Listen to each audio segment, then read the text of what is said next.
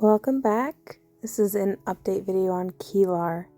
He ate really well for me yesterday. He actually sized up from adult mice to, I believe it was pup rat or like weaning rat. Anyway, he sized up slightly from mice to rats, and I'm so proud of him. He ate really well. This evening, he came out to bask, and look at this guy. I just looked over and he was like this, and I was like, I gotta get this on film. I gotta record this. He is basking. This entire video is him just getting comfortable, honestly. Hope that you find this relaxing to watch as much as exciting and relaxing as I found it. If not, I don't know why you're still watching this. If you do, keep going. That's great. But look at that face. Look at him. He's chilling. He's trying to figure out life. Yeah.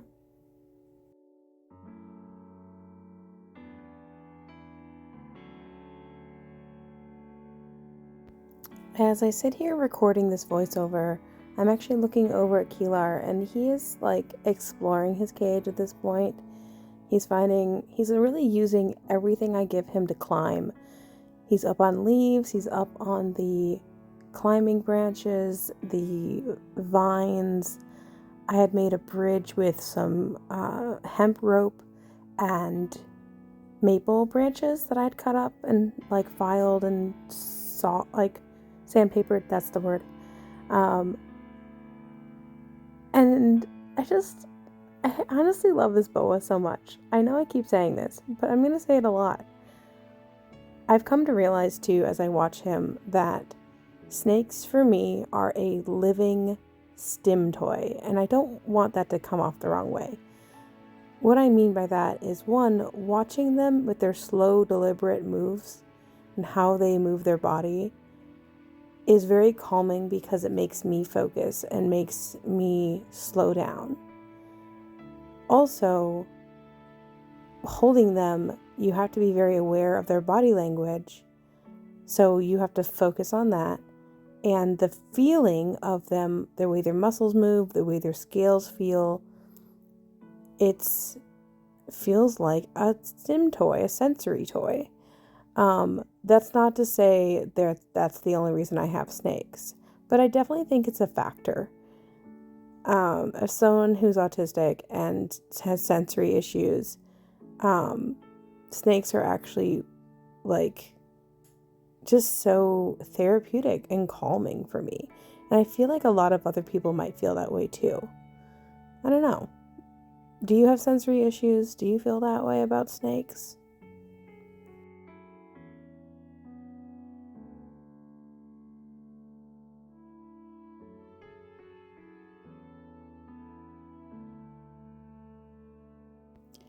So I am now checking on Kelar's a little bit later as I record this, and he has completely coiled up on his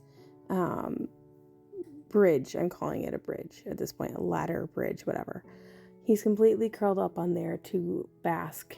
His tummy is so full that rat meal was pretty big for him. Not so big that it was in danger of regurgitation, but I think I said that word correctly. But like, he's definitely like, oh man, I need to digest this and I need to get warmer. So the way that his tank is set up, he has a heat element actually on top of the screen, and it's in the center of the enclosure. On the right hand side, it has a water dish, and on the left hand side, there's a secondary hide that's a cool hide. But because of the way that the heat element doesn't actually reach the bottom of the enclosure, it's a 100 watt deep heat projector that's not projecting deep enough to actually reach what would be his warm hide. So him using these climbing elements to bask, I love that I'm seeing that behavior from him because he's problem solving. And that's actually kind of how I intended it to be used in the first place. So that's really encouraging to see, and it also gives me some hope for when he has a larger enclosure and I had to figure out heating and like to give him a basking spot, and instead of just like the whole enclosure being hot. Like, you don't want all of it to be hot anyways. They need to be able to regulate their temperature, which means moving from different cooler and warmer temperatures. So, yeah. I'm really not here to give people advice about their own snakes and like give you a whole care guide. There's billions of those on here on YouTube and all over the place. So this is really just to enjoy watching a boa get comfortable to bask. That's what this whole video is. Just come chill with us.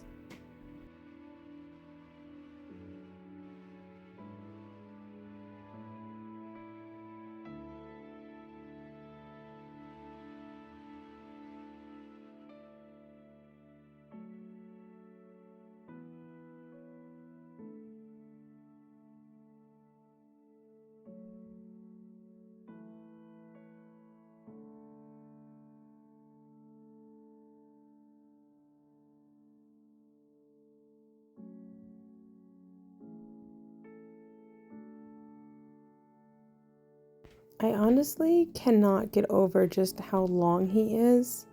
I know he's like almost a year old and he's a boa. But like there's his head and then the top third of his body in the middle, and I couldn't even find his tail at this point. I was really trying to at one point. Could not find his tail. And I'm just like, how, sir, how are you this long? It just, he long boy, you know? I just love it. And like, I love looking at his belly, like his underside. It's so cool, the little patterns that he has. I know he's just like normal type, whatever. Oh yeah, this is some great camera work. Enjoy. So yeah, he was working on getting comfortable, figuring out where he wanted to go. Just, I mean, he's so pretty. I love his little, like, I think they're called medallions, the spots on their sides. Pretty cute. I was trying to get a better shot. I failed. Sorry. Yeah. I'm geeking out over a boa. I'm honestly really proud of how his enclosure turned out. I ended up using less plants than I intended, but I think it's enough for him to feel safe while also being few enough that he's not just buried in them and I can see him. So, yeah. I mean, he ate yesterday, and now that I think about it, it hasn't even been a full, I guess it's been a week. Yeah, today's a week since he moved into this enclosure. Boas will eat. They eat, which is great. Eli made me mad that he's not eating because I cleaned his enclosure a week ago, 8 days ago, and he's like, yeah, I haven't just settled into this long enough, Mom, so I'm not going to eat yet.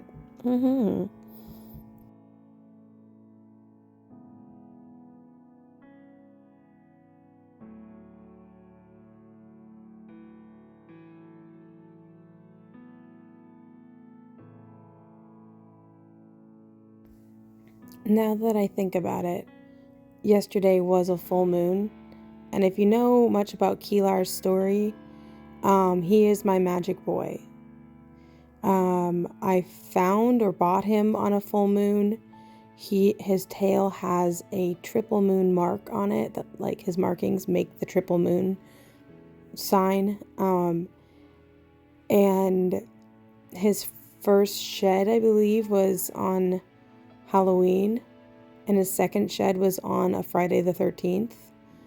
And now he ate again on a full moon. Like, he's my magic boy. 1,000,000%. Look at that face. Look at him. Look at his chin. He's so cute. I love this boy so much. I know I sound like I have a favorite now between him and Eli. I think I kind of do. Don't tell Eli, okay?